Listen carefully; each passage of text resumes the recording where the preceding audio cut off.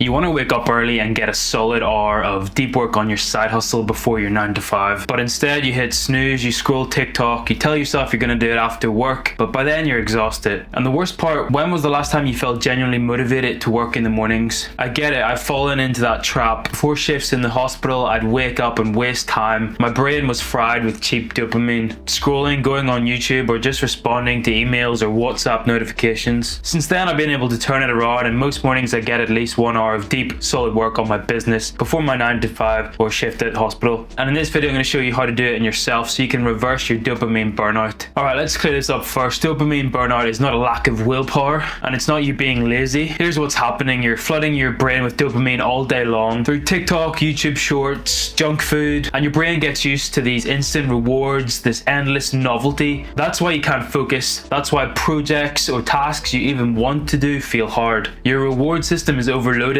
You've basically short-circuited your motivation. Here's how to reset your brain from burnt out to Razer Sharp in 72 hours. It's what I call the 3-day reset dopamine protocol. Day 1, you want to remove all the stuff giving you cheap, unearned dopamine. So this means no TikTok, Instagram, or social media. Definitely no porn, no video games, and no sugar binges or excess caffeine. You'll feel withdrawal, you'll feel bored, but that's good. It just means your brain is recalibrating. Day 2, you want to focus on the replacement. Now we plug in earned dopamine, rewards your brain gets after effort. This could be walks outside, this could be your deep work blocks, or exercise and movement. These are slow releasing dopamine activities, but ones you have to put effort in first in order to get that reward. This is you reminding your brain dopamine comes after effort, not before. Day 3 is when we anchor. Now we need a system we can repeat. This is where we anchor pleasurable rewards with hard effort. So an example would be a 60 or 90 minute deep work session with a reward after it. And I'm not even saying ban all easy dopamine completely. The main thing is delaying it until after your effort. If you delay that gratification,